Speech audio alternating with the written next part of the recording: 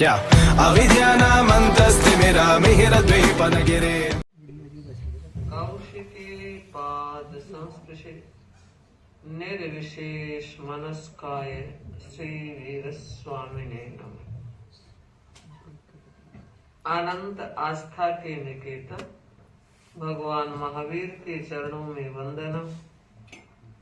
अनंत शक्ति के स्रोत महाप्राण पूज्य गुरुदेव के चरणों में वंदनम।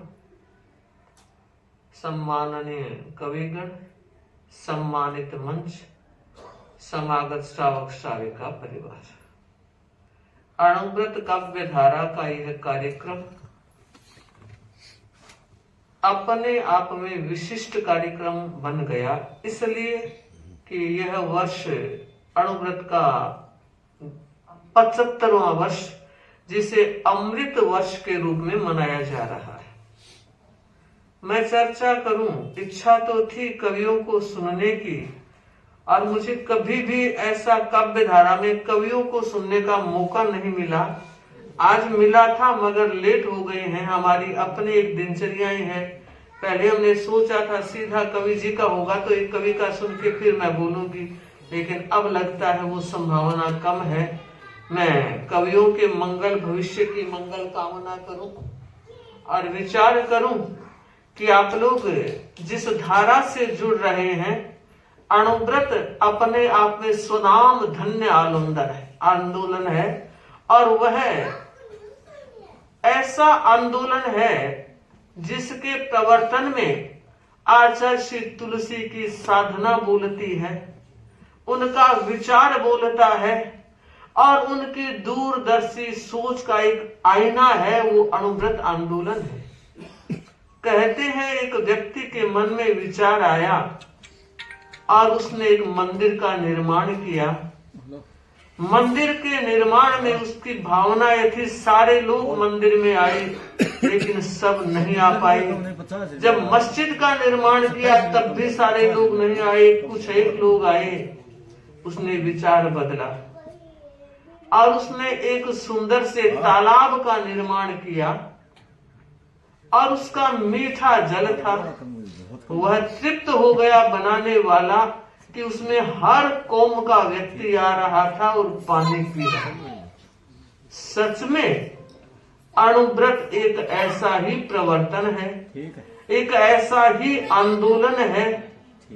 मुझे लगता है कि आचार्य तुलसी ने इस बात को भांप लिया था कि इंसानियत की रोशनी गुम हो गई है कहाँ, इंसानियत की रोशनी गुम हो गई है कहाँ। साया है आदमी का पर आदमी कहाँ, साया है आदमी का पर आदमी कहाँ।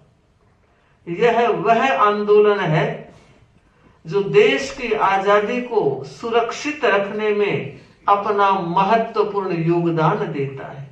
आप इस बात को भली भांति जानते हैं कि किसी भी व्यक्ति के द्वारा चलाए गए आंदोलन अगर चिरजीवी बनते हैं तो उसका कारण आंदोलन की महत्ता है। आंदोलन की महत्ता, अणुव्रत एक ऐसा आंदोलन है जिसके जरिए हम मानवता का निर्माण कर सकते हैं।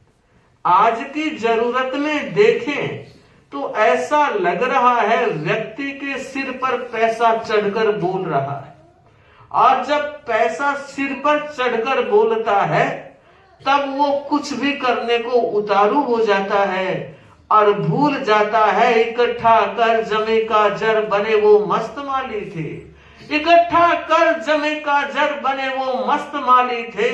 सिकंदर जब गए जहां से दोनों हाथ खाली। लगता है इस चिरंतन सत्य को आदमी नजरअंदाज किए जा रहा है, और वह सोचता है कि बस जितना एकत्र कर लूं वो मेरा है, और भूल जाता है इस बात को इकट्ठे कर चाहे कितने ही हीरे मोती, इकट्ठे कर चाहे कितने ही हीरे मोती, पर याद रखना रे आदमी कफन के जेब नहीं होती, याद रखना रे आदमी कफन के जेब नहीं होती। सच हमें फिर से विचार करना है। हम किसी दूसरे को बदलने का प्रयास तो कर ही सकते हैं, मगर सफलता तब मिलेगी जब हम स्वयं बदलेंगे। शुरुआत हमें स्वयं से करनी है, और गुरुदेव तुलसी ने तो स्पष्ट कहा है, सुधरे व्यक्ति समाज व्यक्ति से राष्ट्र स्वयं सुधरेगा। सुधरे व्यक्ति समाज व्यक्ति से राष्ट्र स्वयं सुधरेगा। तुलसी अणुव्रत सिंहनाथ सारे जग में बसरेगा। लगता है आचार्य श्री तुलसी ने बहुत सटीक बात कही है कि कोई जादू की छड़ी नहीं है, घुमा दी जाए और इंसान बदल जाए। मगर इंसान अगर संकल्प कर लेता है, वह व्यक्ति स्वयं को बदल सकता है। अणुव्रत एक ऐसी ही चिंतन धारा की निष्पत्ति है जिसमें कोई भी व्यक्ति किसी भी धर्म में आस्था रखता हो, कहीं इंटरफेयर नहीं है। वो अपना पूजा पाठ करे, अपनी आरती उतारे, अपनी जो कुछ उसकी पद्धति है, उसके पारिवारिक संस्कार है, पारिवारिक शैली है, उसके साथ जुड़ा हुआ व्यक्ति उसको निभाता हुआ अणुव्रत के पैगाम के नीचे आकर, अणुव्रत के झंडे के नीचे आकर मानव धर्म को स्वीकार कर लेता है। और मुझे लगता है विश्व में अनेक धर्म चल रहे हैं, अनेक जातियां हैं, अनेक व्यवस्थाएं हैं, अनेक विचार है, लेकिन सबका अगर निचोड़ देखें तो कोई भी धर्म हिंसा को महत्व नहीं दे रहा है, घृणा को महत्व नहीं दे रहा है। अच्छाइयां हर धर्म में मौजूद है।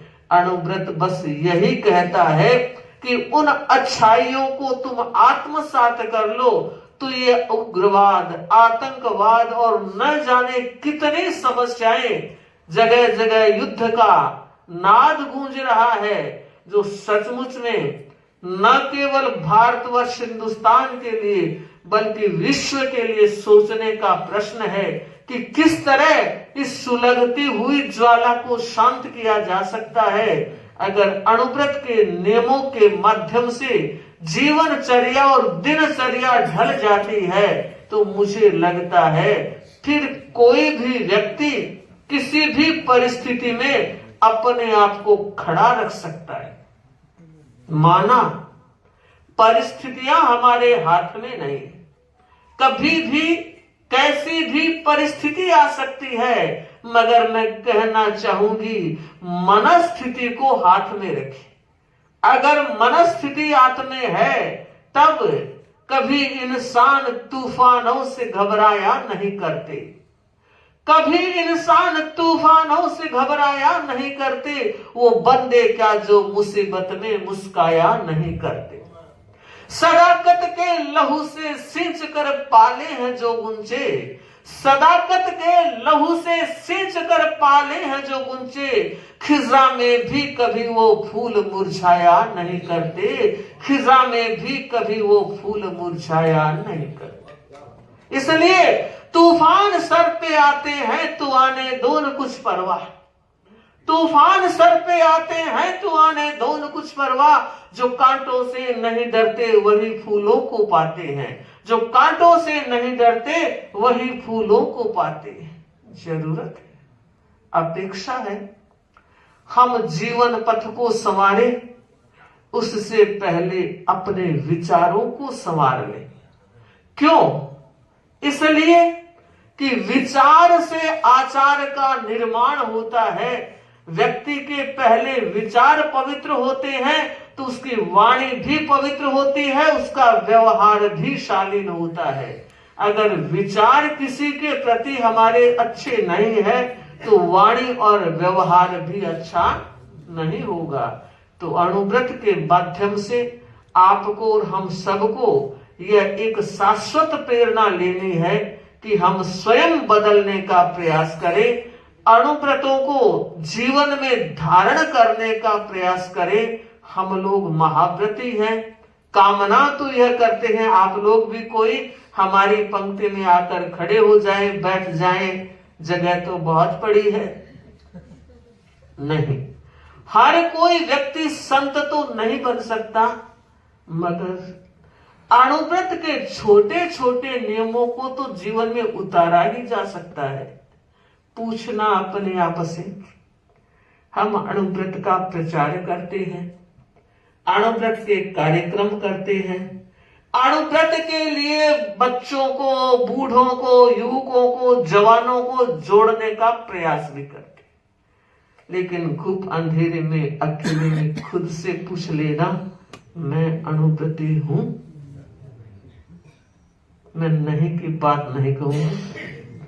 हम आशावादी बने रहे और विचार करें, इस मंच पर, इस हॉल में जितने लोग बैठे हैं, अगर एक एक ने खुद को अणुव्रती बना लिया, वो 10 को बना देगा और 10 100 को बना देंगे, 100 से हजारों, हजार से लाख और लाखों से करोड़ों लोग अणुव्रत से जुड़ सकते हैं। तो मंगल कामना है आप और हम सब, और विशेषकर कवियों से अपने काव्य धारा के द्वारा जनता के जन में, जनता के मन में, जनता के आपसी व्यवहार में वो एक अनुगूंज को आगे बढ़ाते रहें, मंगल भविष्य का निर्माण करते रहें। मैं अणुव्रत समिति ट्रस्ट जिस कार्यक्रम का आयोजन किया है, तेजकरण जी, मनोज जी, संपत जी, शांतिलाल जी, जो भी इस कार्यक्रम से जुड़े हैं, मुझे लगता है कि यह अच्छी शुरुआत है। और दिल्ली हमारे देश की राजधानी है,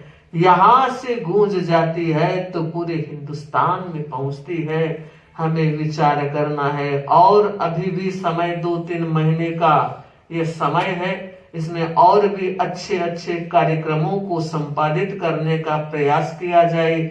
और गुरु के आशीर्वाद से, परम पूज्य आचार्य महाश्रवण जी के आशीर्वाद से सफलता तो निश्चित है। जहां गुरु का हाथ रहता है, गुरु का आशीर्वाद और ऊर्जा रहती है, वहां हर काम संभव हो सकता है। ओम मय जीवन हो शिक्षा की सुर सरिता में, जन जन मन पावन हो। संयममय जीवन हो, संयममय जीवन हो। अपने से अपना अनुशासन, अणुव्रत की परिभाषा, वर्ण जातिया संप्रदाय से मुक्त धर्म की भाषा। छोटे छोटे संकल्पों से मानस परिवर्तन हो। संयममय जीवन हो, संयममय जीवन हो।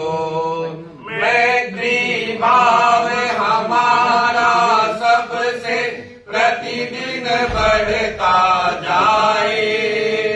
समता सह अस्तित्व समन्वय नीति सफलता पाए। शुद्ध साध्य के लिए नियोजित मात्र शुद्ध साधन हो। संयममय जीवन हो, संयममय जीवन हो। विद्यार्थी या शिक्षक हो, मजदूर और व्यापारी, नर हो नारी बने नीतिमय जीवनचर्या सारी। कथनी करनी की समानता में गतिशील चल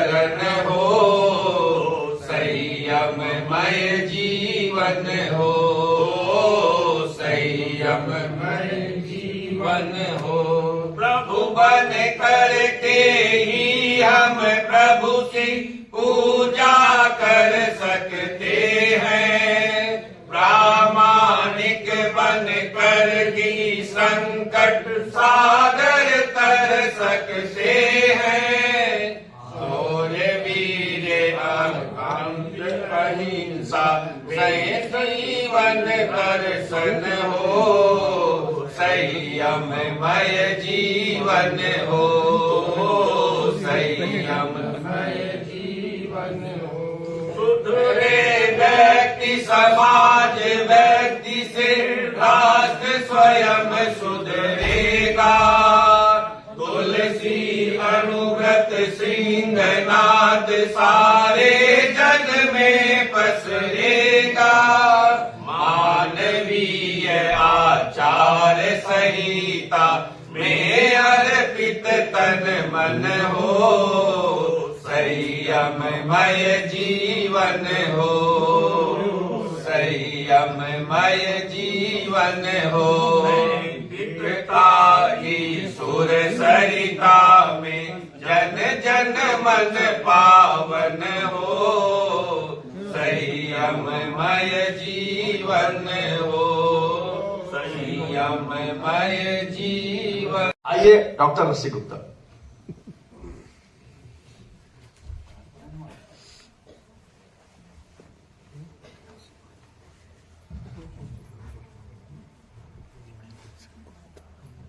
परम पूज्य आचार्य तुलसी जी के चरणों में नमन करता हूँ और साध्वी जी के चरणों में नमन करता हूँ। आप सभी को मैं मकर संक्रांति की भी शुभकामनाएं देता हूँ और दो पंक्तियों से मैं अपनी बात प्रारंभ करता हूँ। हमारे मार्गदर्शक यहाँ नाथुराम जी भी बैठे हैं, आपको भी मैं नमन करता हूँ और मृदुल अवस्थी जी आपको भी विशेष नमन। आप सभी या प्रथम पंक्ति में जितने मेरे आदरणीय हैं, और मैं तो ये कहूंगा कि फादरणीय हैं, आदरणीय भी है और फादरणीय भी है, आप सब पिता तुल्य हैं। तो दो पंक्तियों से मैं अपनी बात प्रारंभ करता हूं जी कि परिवर्तन निश्चित मिले जैन धर्म का सार।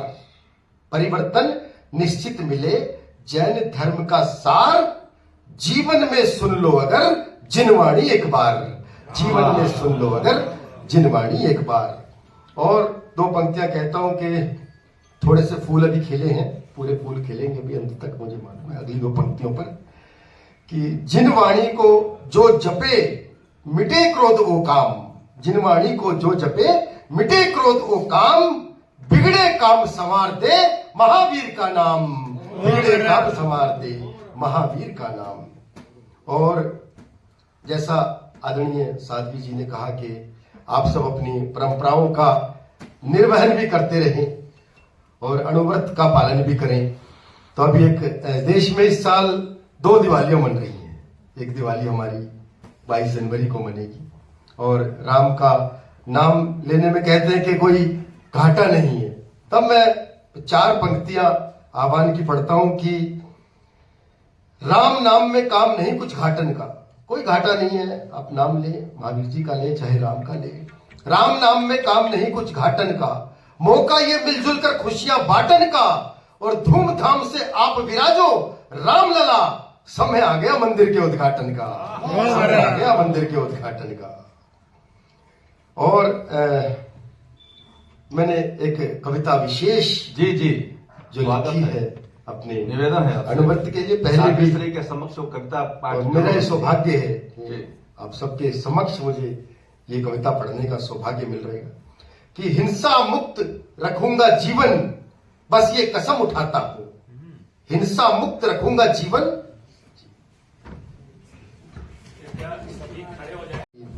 हिंसा मुक्त रखूंगा जीवन, बस ये कसम उठाता हूं।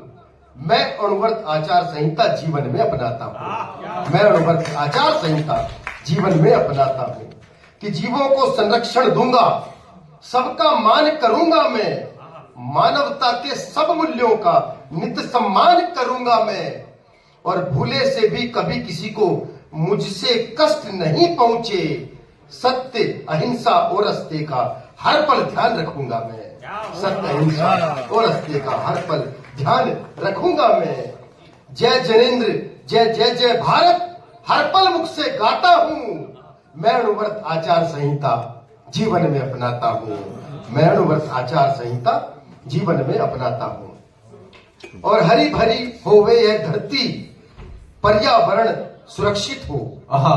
हरी भरी होवे यह धरती, पर्यावरण सुरक्षित हो। भ्रूण हत्या न हो दुनिया में, हर एक नारी रक्षित हो।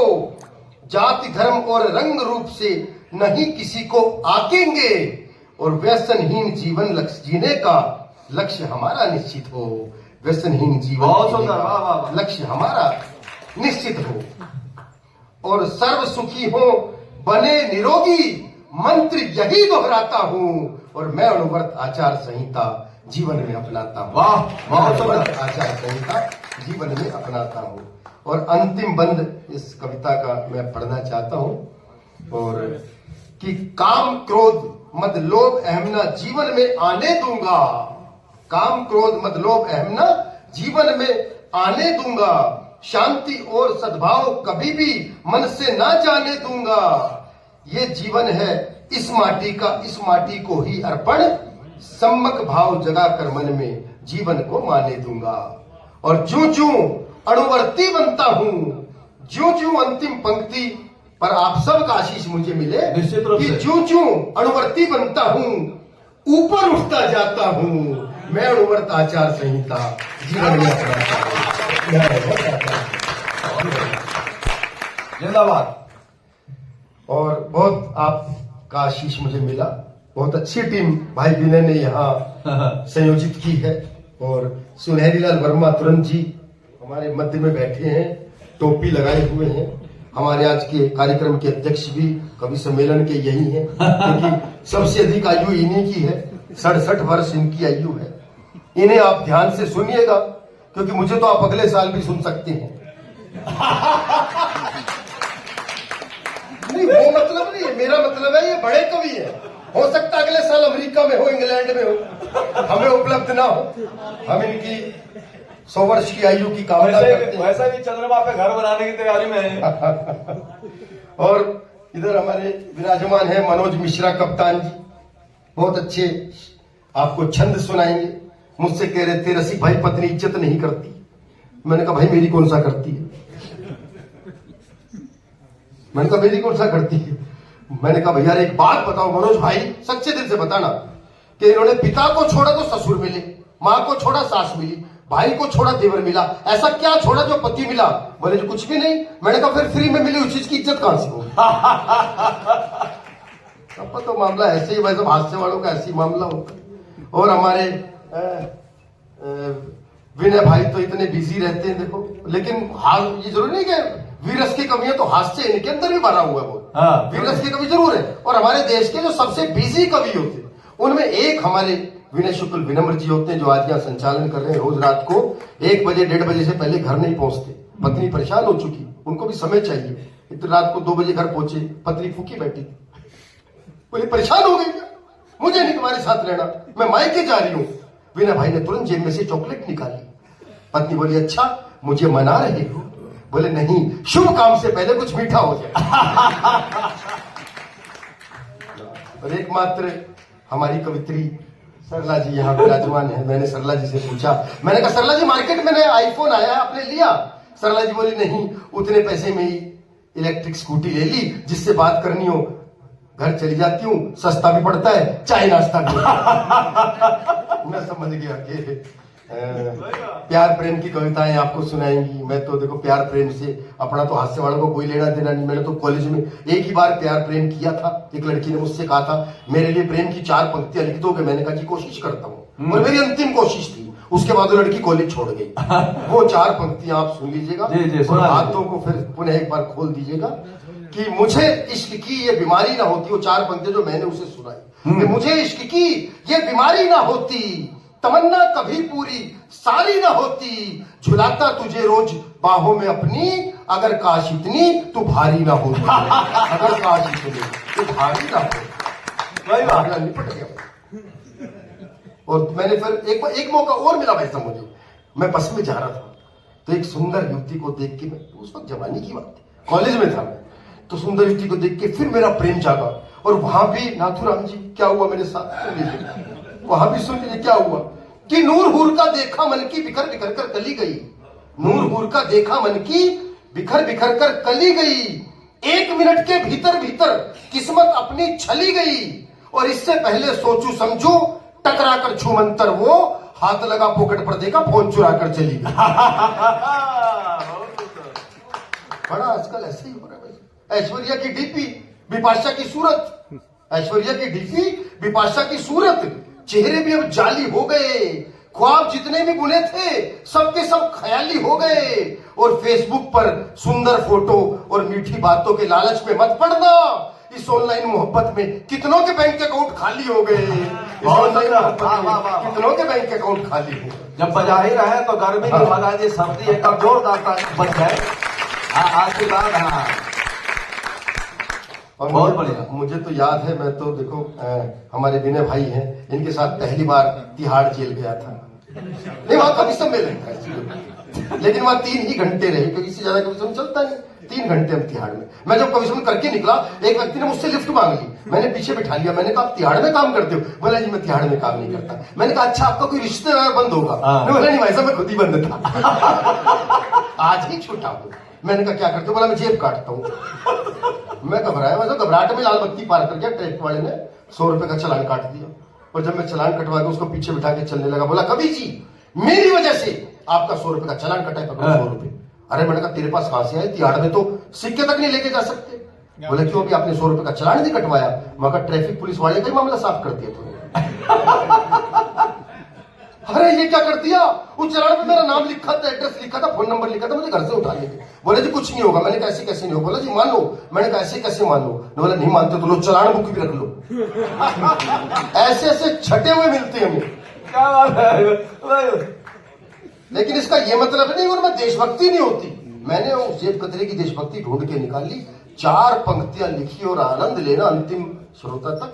कि जेब कतरे का बेटा बोला, हे ईश्वर नहीं मांगता आपसे कोठी बंगला महल किले, ना इंग्लैंड में ना फ्रांस में ना इटली में, मुझे तो बस हर जन्म भारत में ही मिले। तो बाप बोला मैं धन्य हुआ जो जेब कतरे का बेटा होकर भी तेरी रगों में देशभक्ति का रक्त बहता है। बेटा बोला ये बात नहीं है पापा, वहां ठंड इतनी ज्यादा है कि लोगों का हाथ अपनी जेब में ही रहता है। ऐसी देशभक्ति को नमन करते। लेकिन मैं बताना चाहता हूं आपको, सच्ची देशभक्ति यदि आपको देखनी हो तो सीमाओं की रक्षा कर रही उन सैनिकों के अंदर देखिए, क्या बात, जो -50 डिग्री टेम्परेचर में इस वक्त हमारी रक्षा कर रहे हैं और हम यहाँ ठंड से ठुटर रहे हैं। उनकी कल्पना कीजिए क्या किस स्थिति में वो हमारी रक्षा करते हैं और उनके भरोसे हम यहाँ अणुव्रत उत्सव मना रहे हैं। तब मैं 4 पंक्तियां पढ़ता हूं, एक एक ताली जो बजे इस बार उन सैनिकों के लिए बजे। 4 पंक्तियां पढ़ता हूं, सुनिएगा।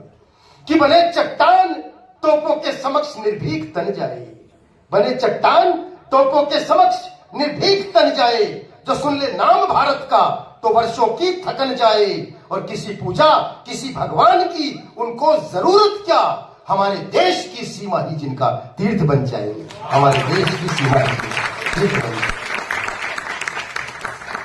बहुत सुंदर। और उस मातृशक्ति को मैं नमन करना चाहता हूं जो 9 महीने गर्भ में रखने के बाद उन्हें रक्षा के लिए भेज देती है। तब पढ़ता हूं 4 पंक्तियां, एक एक मातृशक्ति के चरणों में समर्पित करता हूं। कि शब्द शब्द मेरी कविता का उनका ही सम्मान करे, शब्द शब्द मेरी कविता का उनका ही सम्मान करे, और स्वयं जनगणमन जिनके कर्मों का गुणगान करे। शीश झुकाऊं चरण पखारूं पहले हर उस माता के, अपने वीर सपूतों को जो सीमा पर बलिदान करे। अपने वीर सपूतों को सीमा पर बलिदान। माँ बहुत अच्छी होती है, लेकिन तब पता नहीं से क्या हो जाता है जब ये सासू माँ बन जाती है, तब एकदम परिवर्तन आ जाता है। और अगर वो सास हरियाणा की हो तो फिर कहना ही क्या। यहां मुझे पता है हरियाणा के काफी लोग बैठे, पर हाथ खड़ा करके बताएं कितने लोग हरियाणा से हैं। एक बार हाथ खड़ा कर ले। अरे वाह क्या बात है। 1.25 लाख से 1.25 लाख के बराबर हमारा समर्थन कर रहे हैं। तो मैं आपको बताता हूं भाई साहब, सुनिएगा ना कि एयरफोर्स का एक पायलट अपनी सास को एयर शो में लेके आया। एयरफोर्स का एक पायलट अपनी सास को एयर शो में लेके आया तो उसने ये सोचकर जहाज को उल्टा सीधा ऊपर नीचे दाएं बाएं हर एंगल पर घुमाया कि मेरी सास को मेरा हुनर दिख जाएगा। लेकिन जब शो खत्म करके सास के पास पहुंचा तो सास बोली, बेटा हिम्मत मत हारियो, धीरे धीरे सीधा चलाना भी सीख जाएगा। धीरे धीरे सीधा चलाना भी सीख जाएगा। इसलिए भाई साहब हरियाणा की सास तो चाहे बहू हो, उससे पंगा नहीं लेना चाहिए। जो हालत सास की वही बहू की भी है। एक तो कह रही थी, बोली तबीयत खराब थी, ना कोई गोली ना कैप्सूल काम आया, आधा घंटा अपनी सास से खूब लड़ी, तब जाके थोड़ा आराम आया। ये आयुर्वेदिक फार्मूला सिर्फ महिलाओं के पास ही। मैं तो वीना भाई से कह रहा था, वीना भाई पत्नी को संस्कृत में क्या कहते हैं? वीना जी बोले, रसिक भाई पत्नी को संस्कृत में तो छोड़ो, किसी भी भाषा में कुछ नहीं कह सकते।